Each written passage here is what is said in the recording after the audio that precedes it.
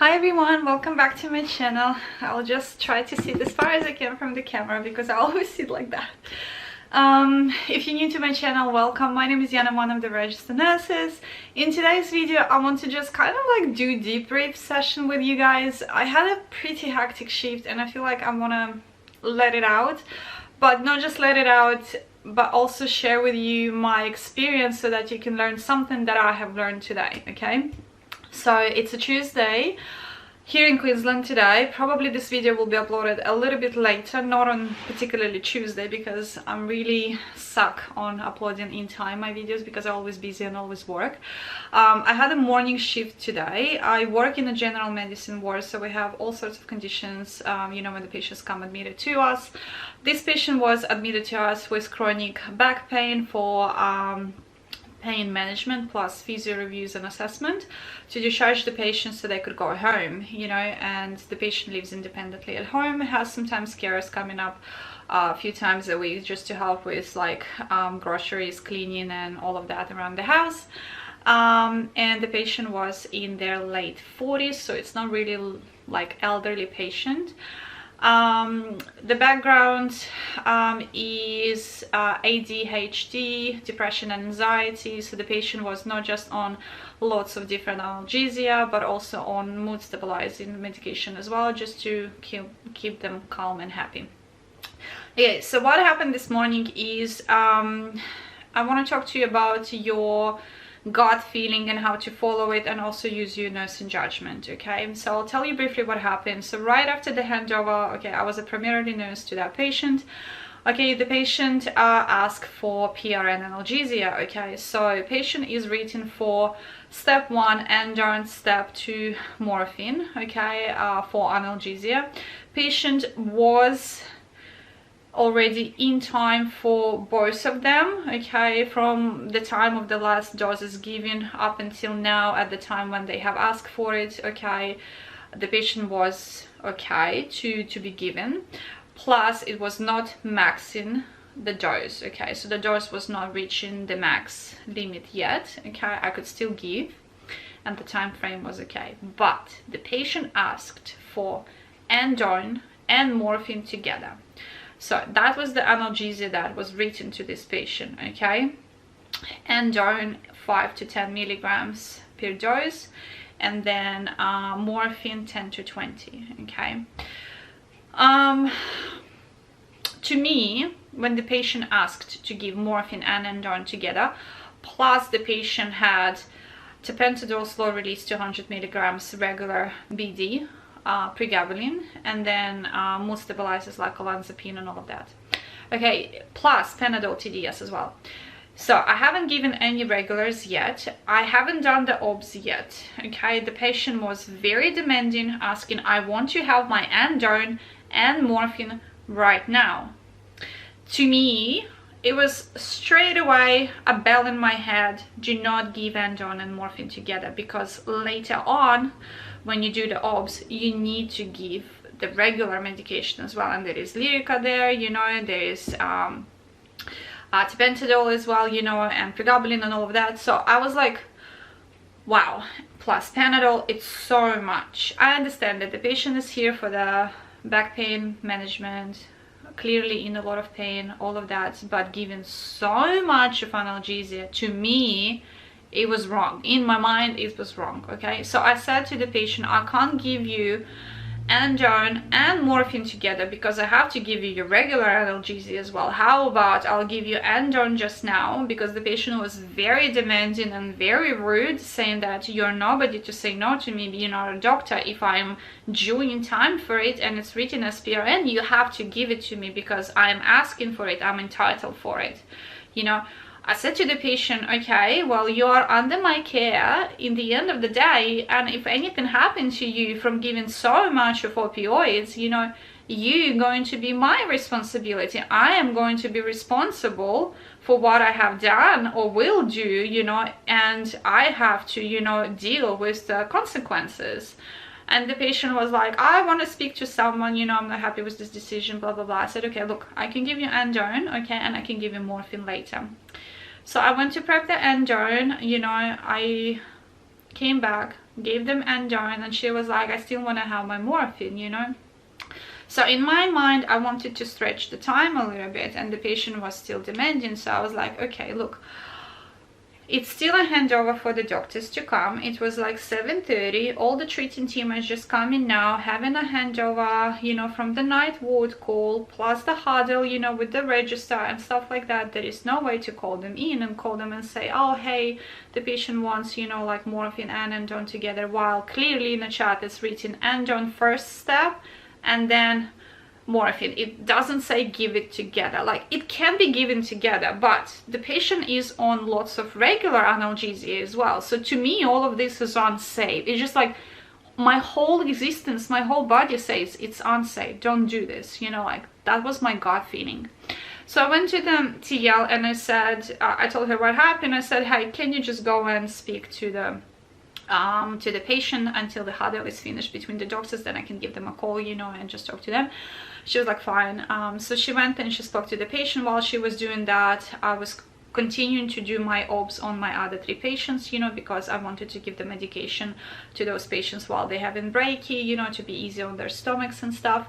And then the team leader came to me and she said, okay, Yana, you can give the patient their morphine, you know. And that was literally like after 15 minutes or so from giving Andone. And I said to her, to the team leader, like, are you sure? And she was like, yeah. I said, look, I didn't even do their vital signs yet because they were so demanding, you know, to get the analgesia first. I didn't even check their vital signs, to be honest, you know, like, and I have like regular analgesia to give as well. So I said, look, I'm gonna check the vital signs and then I will go and prep the morphine. She was like, okay. So I went to the patient, you know, and I've checked the vital signs, and surprise, surprise, the patient had 78/50 for her systolic blood pressure. I'm like, oh God. I've checked on the other arm showed 78/53 or something like that. I'm like, great. I ran quickly, grabbed the manual blood pressure machine, because technically it's a med call, like it's an emergency call. I went quickly, grabbed the, you know, manual blood pressure machine, checked it, 75/55. I'm like, great. Pressed the med call, you know, the whole team came. Patient is completely asymptomatic, fully alert. The rest of the vital signs are fine. It's just the blood pressure is really low. While the team is coming, I literally had like about 5 minutes before everyone came. I looked at the medication, at the observation chart, and I found that the last 2 checks for blood pressure, which was midnight during the night shift and 4 o'clock in the morning, the patient was sitting in their 100. It was like, the number was not there, but it was like, it wasn't 100, so it was like maybe 102 or 101, something like that, you know.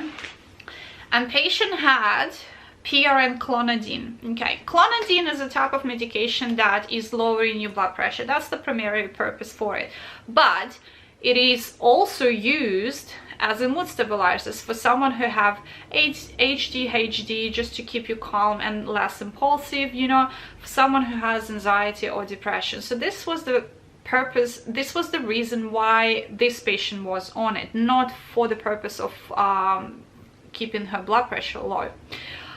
Because the patient was already in kind of like a low blood pressure. Their normal blood pressure, when I looked at the observation chart for the days before, it was like sitting 105, 110, 115, you know. It's like not really high or anything. It's kind of like on the lower side.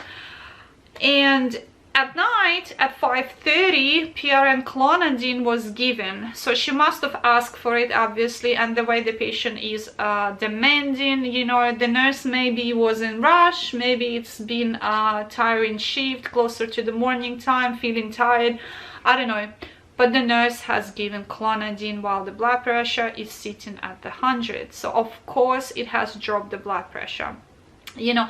And because the night nurse didn't pay attention to what she'd done, she was not rechecking the blood pressure after. So the next check for the blood pressure was mine when I started my shift, which was 7:30.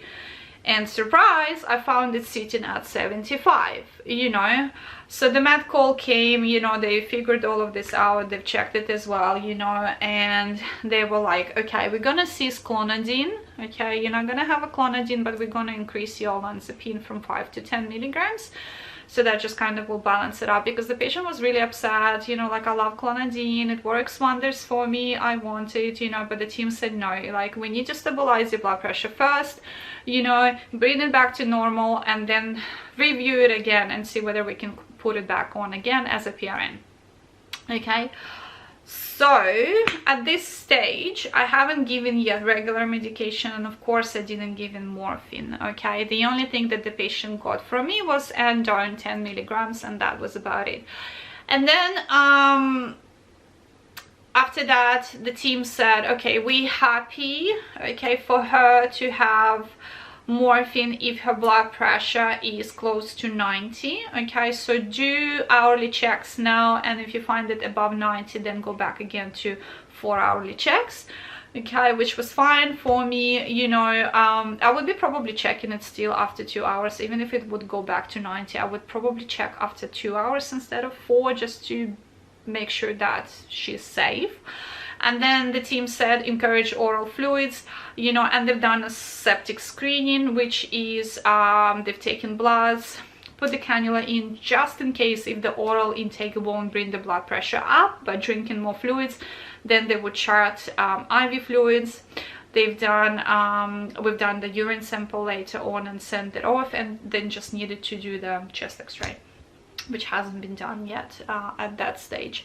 Okay, and then I have given patient regular medication. It was not in their antihypertensive, so they still had their tapentadol and Lyrica, you know, and mood stabilizers and all of that. But the doctors also said not to give Endone and morphine together, but just space it out a little bit.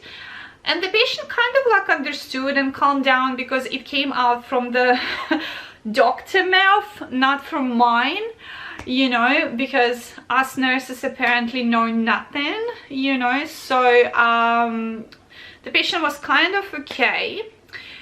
And then they were talking to their mom, told them what happened, and mom said, like, I've heard the mom, because the patient put mom on a speakerphone, saying that, you know, like, mom said, you have to thank that nurse for saving your life today, using her gut feeling not to give you so much of what you ask, because your blood pressure could have dropped even more than that, you know. No, like, you can't tell, but it just, I had such a strong gut feeling not to do what I was asked to do by the patient, you know, even though the patient was very demanding, rude, telling me that I know nothing, I'm not a doctor, I can't say no for something that's written PRN and she's entitled to have, and all of that. But anyway, she apologized after that and said, I'm sorry, you know, I was a little bit impulsive, you know, but what you've done is right, you know, I'm safe now, and all of that. Then at about 12 or 1, patient asked me to give Endone and morphine together again, and I'm like, we just had that conversation earlier, coming from the doctor, and now you're asking me to give it again? I'm like, I said, I'm sorry, but going back to what happened in the morning, I understand that your blood pressure now is stabilized, kind of, and it's sitting in 90s, not in 75. I said, I'm still not going to give you morphine and Endone together. I said, look, what I can do is I can give you Endone, and the patient was due for Endone and morphine because they were kind of going like in the same time. And I said to her, look, I can give you Endone and then space it out by maybe at least half an hour in between and give you morphine later. And the patient was like, okay, fine. So I've done that and stuff like that. So in the end of the day, so yeah, clonidine was ceased. That was ceased until the end of the shift. So I don't know what will happen tonight with the patient, whether they will bring it back or not. By the time I was checking her blood pressure and leaving home, she was above 90, but not yet going into 100. So it was still considered to be low. I was encouraging the patient to drink more fluids. So I was I hand it over to the night shift, to the evening shift, to just watch her blood pressure closely, encourage her oral intake, and if it won't go up, then consider speaking to the ward call, you know, if they want to do IV fluids. And just be very, very mindful about how you give the analgesia to that patient. So what I want to share with you about and just give you advice in this video is that every person on earth has ability of having these gut feelings when your heart, your chest, your mind, I don't know, call it whatever, tells you that don't do it, don't do it. It might not give you explanation in your head why not to do it, but it just stops you. Okay, just listen to it. Okay, it's better be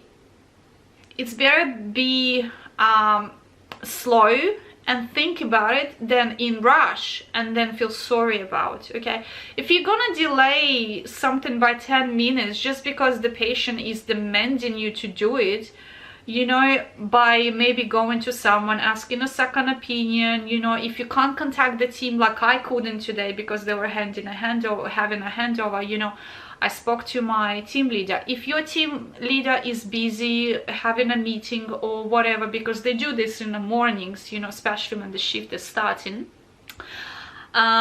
you can go to your NAM. You can speak to your NAM. If the NAM is busy or not there, find the most experienced and senior nurse on a ward and go talk to them and ask the second opinion. Say, hey, this is what's happening. I don't feel safe. I feel like it's wrong.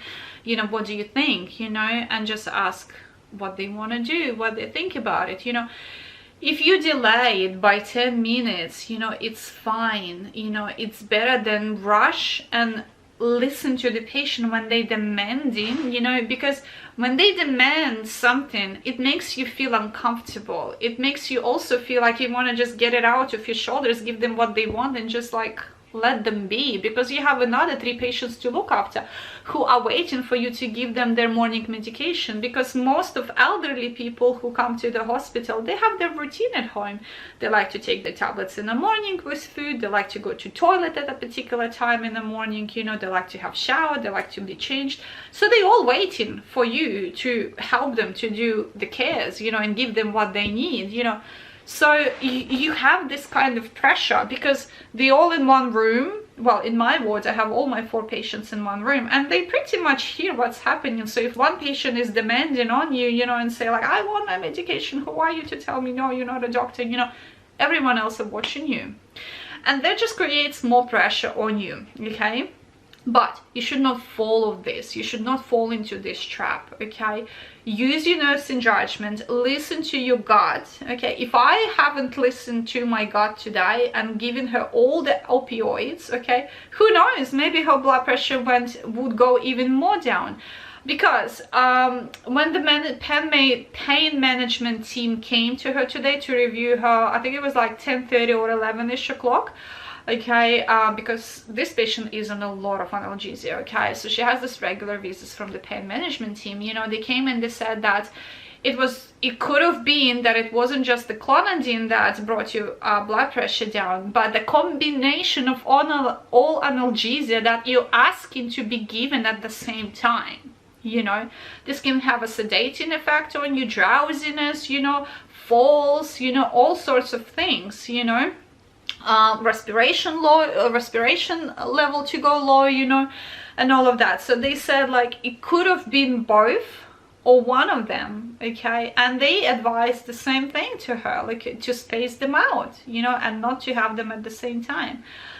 So yeah, always use your nursing judgment, always listen to your gut feeling. If you are not sure, go ask for a second opinion from your team leader, as I said, from your NAM, from the treating team, from the most experienced nurse on a ward.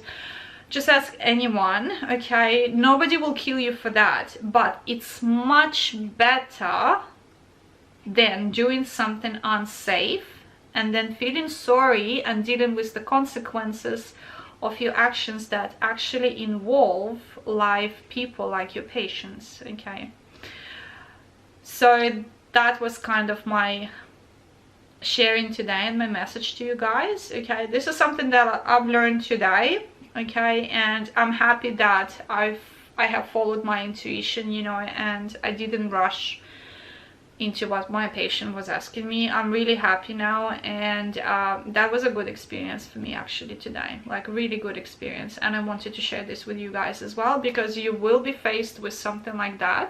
Okay, we have dementia patients now and then, all the time, on all wards. Okay, it's not something that only I have experienced. Okay, you have people like that pretty much everywhere. So yeah, I just wanted to kind of like let it out and yeah, share with you as well.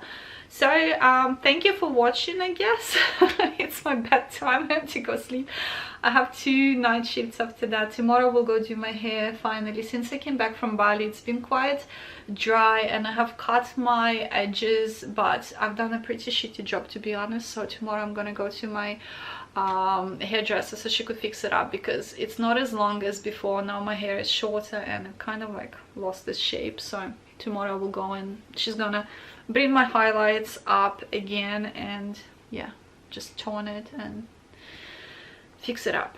And I have my appointment at 8:45. It's so early. Then I will go a little bit to study in one of the cafes near the water, because my hairdresser lives in the area where my hospital is, just like 5 minutes away. And then yeah, so I'm thinking to take my laptop and do 2 hours of study somewhere in one of the local cafes near the water, then come home, sleep and prep myself for the night shift, because I have 2 night shifts in a row and then I have 2 days off. So yeah, well, thank you for watching, and I'll see you in my next videos. Bye.